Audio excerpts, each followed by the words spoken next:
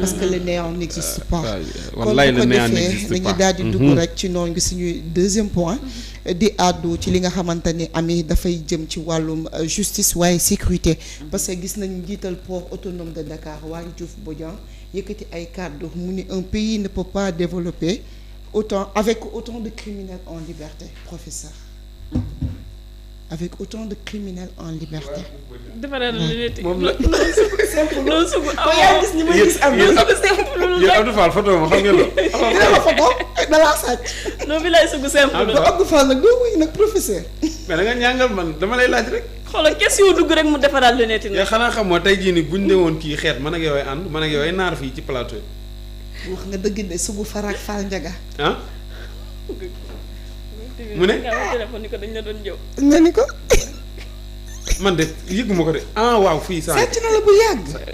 donc kii wax donc am na bu ma gis dama fàtte. sugu du yegg question rek xoolal bu defaraat lu netti xëccaat bouton yi. ma insisté waat muy teere waat ranger waat daamina bi doo sugu simple vas-y yàlla yaa ko fa am Assar boobu ma la est-ce que du ma dem. déedéet ëpp naa dem boo demee ñu dem booy dem ñuy dem Ami sax. Cissé sa létt yi rafet na après naa la wax lu tax mu wax. macha allah.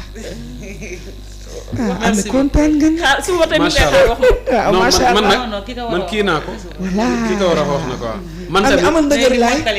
man tamit wax naa ko ndax waaw gis lu rafet wax ko tamit la fa baax. ndax gisul rafet wax ko dafa baax waaye tamit. yàlla bëri na sutura. kii lu yàlla ma bëri ko je retiens kon gisoo leen dara. waaw xam nga moom comme daal comme moom tamit. yàlla bëri na sutura. sug lu mu wax ci suuf dara Lamine Yamal nii la def ki yomb bi daf ko xaw a teel. xaay waaw moo ne ma yaay defal ko sama bos bi mu ngi noonu kay gis naa ko. ay sama bul yéeli doon na la. xaaral kay après ñu ñëwaat ci létt yi Waly. Waly.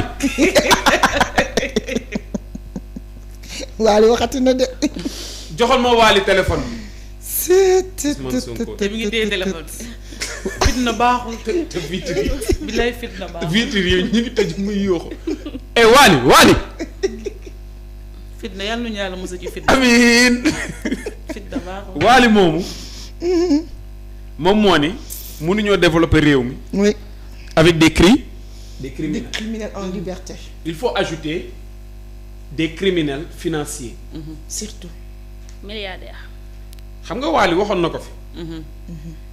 ne mënuñoo opposé woo ak ay opposants milliardaires. milliardaire Waly nag miin nañ ko ci ay postes. waaw miin nañ ko ci ay postes trop. Postes yu salé am na bu garaaw sax bu mu defaat après dinañ ci ñëwaat. xam nga dafay am parfois yoo xam ne mën nga ko wax c'est dans le but d'alerter. man gëm naa ne dëkk mën na développer sax sans ñii quoi.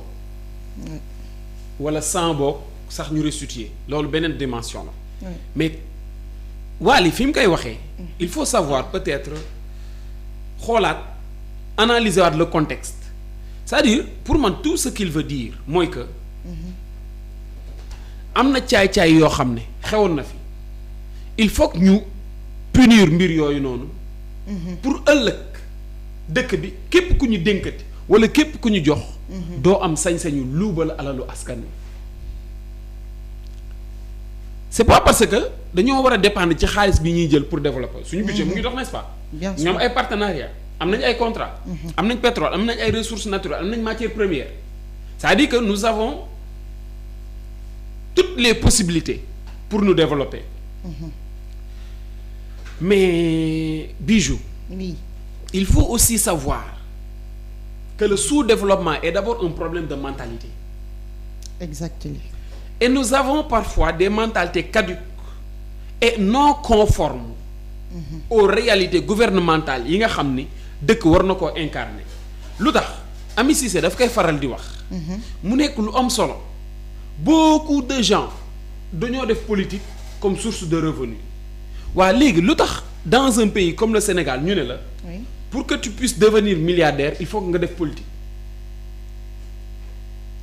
en faisant la politique ñu ne la non xaalis duñ ko liggéey dañ koy lijjanti en faisant de la politique ñu ne la non il faut nag ngay dóor de parce que boo dóorul doo ci génn de en faisant de la politique ñu ne la non une gestion ne doit pas être sobre une gestion ne doit pas être vertueuse yaa fi nekk dinaan da ngay jubal jubanti demal mënta ne waaye saa yi parfois foog ngay dóor de marché il faut ngay def marché gré à gré nangam naam parfois il faut ngay def ay marché fictif lu tax et c'est de cette même manière que des gens se sont enrichis politiquement ñooñu mënoo leen tuddee leneen lu dul criminel ndax liñ def crime la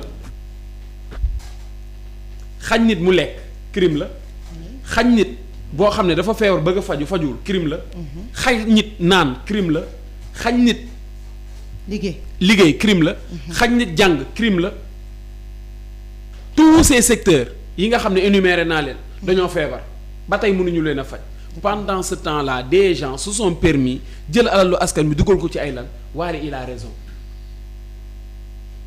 et c'est une manière encore une fois booster waat li nga xam ni mooy cette campagne de reddition des comptes bi nga xam ne état bi lancé na ko la fois passée ñaata ci ay biens ci ay titres fonciers la ñu récupéré ak 15 milliards loolu du caaxaan gisoon nañ ko fi ay jamono Macky Sall de reddition des comptes ñu siggil Karim ñëpp naa waaye topp nit nag ñaata at ñaata weer la nañu commencé ñaata at ñëpp ne woon waaw bravo parce que da ngay gis loo xam ne sénégalais yi wala boog benn sénégalais mu far mu ñàkk far daf ciy d'accord c'est de cette même manière que les gens ou bien que certains boog pour la plupart sont pour la reddition des comptes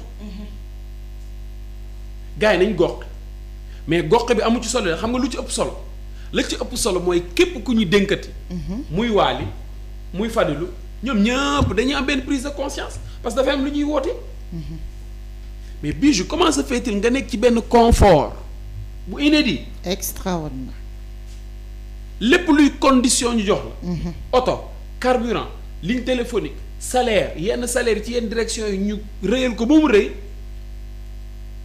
pour rek bañ a nga dugg ci corruption autant de privilèges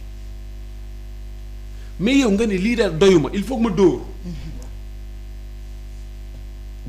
il faut que ma dóor pour lan après pour gën a mën a massifier dóor pour lan pour consolider sama base politique dóor pour lan bëgg a nekk un éternel politicien ci au Sénégal boo xam ne am na ñoo xam ne chaque jour ñu wax ko fii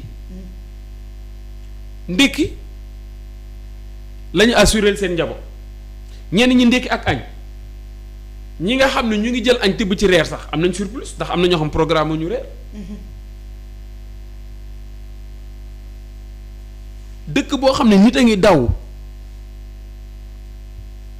di jënd beurre fukki dërëm am na mais dañu waxante dëgg wala il a raison mënta ne ce développement donc dañ koy dégg rek de gars yi mënuñoo nekk à chaque fois ne damay dugg ci lii pour enrichir damay dugg ci pour après toxu damay dugg ci lii non léegi nag bon lii ami si sama niveau dépassé na leen man weesu naa fu may togg ngeen ci ay plateau léegi DG la non léegi ministre la léegi oui honorable la non léegi kay niveau bi dafa kawe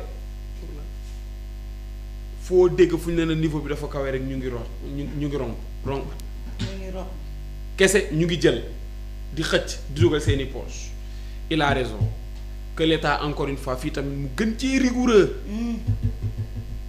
rigoureux su dul loolu c'est le moment ou jamais bi fépp la su dul loolu gars yi dañuy gën a kiiwaat jàpp indi leen jàpp andi kese jàpp ci affaire nañ gox d'accord nañu goqi jàpp andi leen valeur situation réew mi tollu amee ma bàyyi la rek ak par rapport ak les propos de Waly Diouf Bodian un pays ne peut pas développer avec autant de criminels en liberté. pour man bu Waly di wax buñ jàpp ne si le DG wu port bi mooy wax nañu jàpp ne benn